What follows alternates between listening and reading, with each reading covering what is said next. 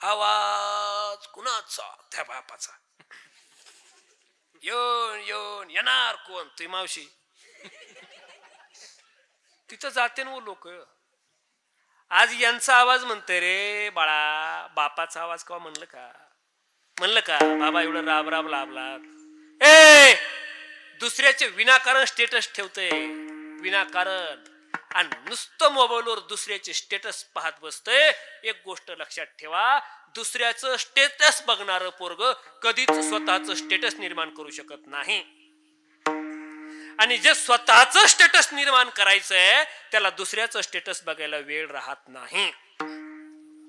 टीव्हीत दिसणारी माणसं त्यांना टीव्ही बघायला वेळ नसतो, आणि सात डोळे फाडून टीव्ही बघणारी माणसं आयुष्यात कधी टीव्हीत जात नाहीत.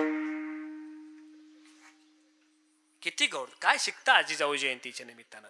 जिजाऊंचा जन्म विदर्भातला.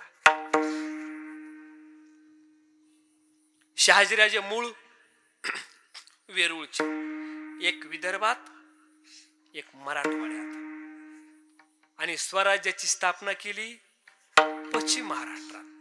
बघा, एक वेरूळचे, एक शिंदखेड विदर्भ, आणि स्थापना केली कुठं? पश्चिम महाराष्ट्रात. स्वराज्याची सुरुवात इथं केली आहे.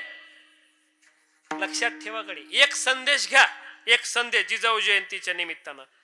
गाव सोडल्याशिवाय माणूस सुधरत नाही. गावात राहू नका असं मी म्हणत नाही, पण गावाच्या कक्षा सोडा. हा, लिमिट सोडा. तुम्हाला लिमिट आहे.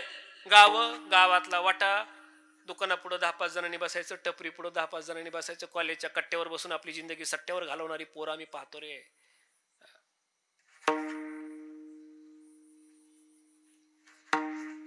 वटेच त्याच्यासाठी आहे, नुसतं याच्याने त्या कुचनिंद्या करण्यासाठी. बोलतो जरा राग येऊ द्या थोडा. आपल्या कक्षा सोडा. कक्षा सोडल्याशिवाय, बाहेर गेल्याशिवाय, तुम्हाला जग बघितल्याशिवाय जग कळणार नाही. नाही कळणार आहे. आपलं जीवन आपण लिमिटेड आहे, लिमिटेड जगतो आपण. आपलं जीवन कुणासाठी? का स्वराज्य निर्माण व्हावं जिजाऊ मासाहेबांना वाटलं नाही. चांगलं पोरग नोकरी करेल ना, सरदाराचं पोरग सरदार राहील. शिवराजाला सरदार राहता आलं असतं, नोकरी करता आली असती. आपल्याला वाटत नाही काही माझ्या पोरांना नोकरी करावी म्हणून. प्रत्येकाला वाटतं माझ्या पोरांना नोकरी करावी, त्यांना असं अलबेल अलबेल अलबेल राहावं. आपलं अलबेल राहणं आणि लिमिटेड राहणं हे आपलं स्वप्न आहे. बायको, लेकरं, घरदार, पाहुणे रावळे, बस. बाल्या बाली, 10x10ची खोली, दोघं उकडून मेली. बाल्यान म्हणायचं बालीला मी तुझा राजा, तू माझी राणी. तिने म्हणायचं आवधनी उचला घागर, टँकर आलाय भरू पाणी. झालं. जगतो कुणासाठी? शिवबा स्वतःसाठी जगता आलं असतं की. शिवबा नोकरी करता आली असतं की. का? कुणासाठी आहे? स्वराज्य. का शिंदे साहेबांनी, का आमच्या आनंद भालेकरनी हे कार्यक्रम आयोजित केला? का नाही? बरं आहे की आपलं हॉटेलवर बसायचं, मिसळपाव विकायचा, रोजचा गल्ला घ्यायचा, कशाला भानगडीत पडायचं? काही गरज आहे काय? का आमचे पवार महाराज हे सगळं संप्रदायाचं गाडं घेऊन पळतात? काय गरज काय लोकांना? का अर्जुन महाराज एवढे येऊन लांबून वाजवतात? का माऊली महाराजांनी एवढे फिरावं मोटरसायकलवर? पैसे तुम्ही पैसे म्हणत असाल, पण पैसे दुसरीकडे बी आहे. आम्ही देशी दारू दुकान टाकतो तिकडे पैसे का? नाही नाही. हेची आम्हा करणे काम, बीज वाढवावे नाम. कशासाठी हे लक्षात आलं पाहिजे. मला जन्मालाच कशाला घातलाय? का जन्माला आलो आम्ही? आमच्या आई वडिलांना धन्यता द्यावी असं कर्तृत्व आमच्याकडून कधी होईल? त्याच आई वडिलांचं नाव निघतं गड्या. नाव तसं दोन्ही आई वडिलांचं निघतं. लईच येड्यावणी केलं तर म्हणते कोणाचं रे ते, आणि त्यानं खरंच कर्तृत्व गाजवलं तरी म्हणते कोणाचं रे ते. फरक इतकाच आहे. लईच येड्यावणी केलं तर काय म्हणतात लोक? कोणाचं रे ते. आणि तेच थोडं सॉफ्ट मध्ये बोललं जातं. जर कर्तृत्व नसेल तर कोणाच आहे ते. आणि येडेवणी केलं तर कोणाचं रे ते. मोटरसायकलवर किक मारून फटफट फटफट फटफट पोरीला कट मारून जर पळाला आणि दंदन दंदन कसे बी कट मारायला लागला कसे बी कट मारायला लागला तर बाकीचे 4 शहाणे माणसं काय म्हणतात, कोणाच सर ते, बरोबर आहे, बरोबर आहे. महाराज मी गाडी घेऊन येत होतो ना, तर माझ्या गाडीला एक जण असं कट मारून पळत होतं मोटरसायकलवर. बरं मी गाडी एवढी, त्याची गाडी केवढी, माझा त्या खात्याला लागला ते पडन ना. पण ते अर्जुन महाराज ते मला कट मारून पळायचं असं, बरं पळायचं आणि पुढे जाऊन थांबायचो टपरीवर, गोवा खायचं, गोवा फाडायचं असं वाघ फाडल्यासारखा, असं 2-2 गोवा सोबत तोंडात टाकायचं, पिचकाऱ्या मारायचं. माझी गाडी आली परत किक मारायचं, मला जरा पुढे जाऊ द्यायचं आणि मला कट मारून जायचं. ते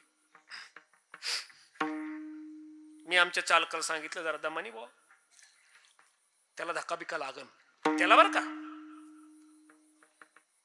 ते पुन्हा पुन्हा तसंच करायला लागलं. गाडी आणखीन 4-8 किलोमीटर पुढे गेली, ते परत कट मारून पुढे पळालं. आता जे पळालं ना ते बऱ्याच लांब गेलो, आम्हाला दिसनच गेलं. जरा 8-10 किलोमीटर गेलो, म्हणजे त्याच्या गाडीवर असं लिहिलं होतं, बघतोस काय रागानं, आणि ओव्हरटेक केलंय. परत परत कट मारून पळत होतो आणि त्याच्या गाडीवर आम्हाला ते दिसत होतं लिहिलेलं, बघतोस काय रागानं आणि ओव्हरटेक केले वाघानं. या बारीला जरा गेलं ना ते पुढं असं 8-10 किलोमीटर, ते आम्हाला दिसलंच नाही. मग 8-10 किलोमीटर गेल्यावर बघितलं तो ते खाली गटारात पडलेलं होतं. कोण? तो वाघ. मी गेलो तिथं, त्याला म्हणलो थांब रे गाडी, आपण हे बघू वाघ पडलाय. मग त्याला घेतलं दिनेश भाऊ मी वाघाला माझ्या गाडीत, त्याची मोटरसायकल तिथं पडलेली, माझ्या गाडीत टाकलं. ते काय शुद्धीत नव्हतं, बेशुद्ध झालं ते. मी गाडीत टाकलं, त्याला दवाखान्यात नेलं, दवाखान्यात ऍडमिट केलं. 1-1.5 तासानं ते शुद्धीवर आलं. आणि शुद्धीवर आल्यावर ते कॉटवर झोपल्यास त्यानं पहिलं बघितलं माझ्याकडं. मी म्हणलो बघतोस काय रागानं, दवाखान्यात आणलंय वाघानं. नाव त्याचंही निघतं, त्याच्या आई वडिलांचं निघतं, पण कशा पद्धतीनं लक्षात ठेवा. कर्तृत्व किक मारून, कट मारून, नाव ठेवून, दारू पिऊन, धांगडधिंगा करून नाही गाजवता येत पोरांनो. भांडण करून नाही गाजवता येत. भांडणाचा काळ गेला. अरे मराठ्यांनी फक्त तलवारीवर इतिहास नाही घडवला, फक्त तलवारीवर इतिहास नाही घडवला, डोक्यानं सुद्धा इतिहास घडवला, पण गाजली ती आपली जास्त तलवार. शिवराजानं रक्ताचा एक थेंब न सांडता लढाई जिंकल्या होत्या. बहादूरगडाचं सगळं आणलं होतं, काहीच नाही गमावलं, सगळं आणलं. तोरणा काही न गमावता ताब्यात घेतला होता, काहीच गमावलं नाही.